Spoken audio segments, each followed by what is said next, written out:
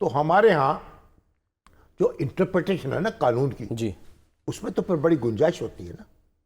ہمارے یہاں دیکھا 5 اسکولز آف تھاٹ ہے نا فقہ میں. بالکل. فقہ حنفیہ، فقہ شافعیہ، ہاں جی. فقہ جعفریہ، حنبلی فقہ، اور پھر مالکی فقہ، ہاں جی، اور پھر جعفری فقہ. ہاں جی. تو آپ اب 5 اسکولز آف ہیں، اور اس میں ایک ایک معاملے میں، طلاق میں، نکاح میں اختلاف پایا جاتا ہے. صحیح ہے. مثلا ایک امام مالک کہتے ہیں کہ ولی جو ہوتا ہے لڑکی کا ولی، اس کی مرضی کے بغیر نکاح نہیں ہو سکتا. اچھا صحیح. یعنی والد ہے یا اس کا کوئی اور جو گارڈین ہے، ٹھیک. لڑکی اور لڑکا جو ہے وہ نکاح نہیں کر سکتے ولی کی مرضی کے بغیر. ٹھیک ہے. ابو حنیفہ کہتے ہیں نہیں کر سکتے ہیں. ولی کی مرضی کے، لڑکا اور لڑکی اگر رضامندی ظاہر کر دیں تو نکاح ہو جائے گا. ولی کی مرضی شرط نہیں ہے. تو یہ ایک اختلاف ہے نا. طلاق کے معاملات میں بھی اختلاف ہے کہ طلاق کے ایک ساتھ 3 دفعہ طلاق کیسے ہوگی؟ 3 دفعہ کی طلاق جو ہے طلاق ہو جائے گی، یعنی بائن طلاق ہو جائے گی، یا ایک دفعہ ہر مہینے طلاق دینی پڑے گی. اور بڑی دلچسپ بات یہ بتاؤں آپ کو کہ امام مالک کہتے ہیں کہ پانی اگر ہے، پانی میں اگر جب تک پانی میں کو اگر غلاظت مل جائے، اچھا، تو جب تک اس کا رنگ تبدیل نہ ہو یا اس کی بو تبدیل نہ ہو، وہ ناپاک نہیں ہوتا. صحیح. اور امام شافعی کہتے ہیں کہ اگر اس میں ایک بوند بھی غلاظت کی مل جائے تو پانی ناپاک ہو جاتا ہے. اچھا، لیکن سر یہ بھی تو ڈیپینڈ کرتا ہے کہ پانی کھڑا ہوا ہے یا بہتا ہوا پانی. پانی کھڑا ہوا ہو، یعنی بالٹی میں پانی، بہتا ہوا پانی تو پھر بالٹی میں. ٹھیک ہے. بہتا ہوا پانی تو ہوتا ہی نہیں نا، اس میں تو غلاظت کا تصور نہیں ہے. بہتا ہوا پانی تو پاک ہوتا ہے. اچھا، اب وجہ کیا ہے؟ امام مالک رہنے والے ہیں مدینہ کے، اچھا صحیح، صحرائی علاقے کے، جہاں پانی جو ہے بہت مشکل سے ناپید. امام شافعی رہنے والے ہیں دریائے نیل کے کنارے، جہاں پانی ہی پانی ہے. بالکل.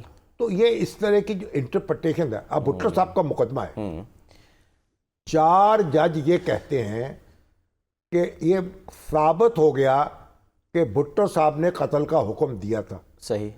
اور یہ جو ان کے خلاف وعدہ معاف گواہ ہے مسعود محمود، اس کی گواہی درست ہے، اس پر ان کو پھانسی کی سزا دے دیتے. ٹھیک ہے. اور 3 جج یہ کہتے ہیں مسعود محمود کی گواہی پر اعتبار نہیں کیا جا سکتا. اس لیے مسعود محمود نے جو ایف ایس ایف کے سربراہ تھے تو قتل کا حکم دیا نواب محمد احمد خان کے احمد قصوری صاحب کے، لیکن بھٹو صاحب کے حکم پہ دیا. یہ ہم اس کو تسلیم نہیں کر سکتے. تو بھٹو صاحب بری ہیں. یعنی 4 جج پھانسی کی سزا دے رہے ہیں، بالکل، 3 بری کر رہے ہیں، عمر قید کی سزا نہیں دے رہے. تو یہ جو انٹرپریٹیشن ہے قانون کی، وہ اسی طریقے سے اب ایک جو دونوں دلائل موجود ہیں. زیریں عدالت نے کہا کہ نہیں، نقصان پہنچا ہے قومی خزانے کو. صحیح. اور ذاتی اکاؤنٹ میں پیسہ کیسے منتقل ہو گیا. ٹھیک ہے. اور خان صاحب کو فائدہ پہنچا ہے، وہ ان کو زمین ملی ہے، ان کو پیسے ملے ہیں، ان کو تعمیر کر کے دی گئی یونیورسٹی، اس کا جو اکوپمنٹ خریدا گیا ہے، فرنیچر خریدا گیا ہے. اور وہ کہتے ہیں نہیں، وہ تو ٹرسٹ تھا، ان کی ملکیت ہی نہیں ہے، ان کو کیا فائدہ پہنچا. اور پھر یہ ہے کہ پیسے جو تھے وہ تو سپریم کورٹ کے پاس گئے نا، اور سپریم کورٹ نے واپس کر دیے بمحض سود میں. تو قومی خزانے کو کیا نقصان پہنچا. صحیح. اور پھر اب یہ بھی دیکھنا ہے کہ وہ جو ڈیڈ ہے نیشنل کرائم ایجنسی کے ساتھ جو ملک صاحب کی، وہ منظر عام پر نہیں آئی. اب وہ خفیہ ڈاکومنٹ ہے. تو اس میں یعنی بڑی گنجائش موجود ہے. اچھا، یعنی آپ سمجھیں کہ فلاز ہیں جو وہاں پر ایڈریس ہو سکتے ہیں. آج خوش ہو رہے ہیں، ہو سکتا ہے کل کو اپنا سر پیٹتے پائے جائیں. اچھا. اور جو آج مضطرب ہیں وہ کل کو مسکراتے پائے جائیں.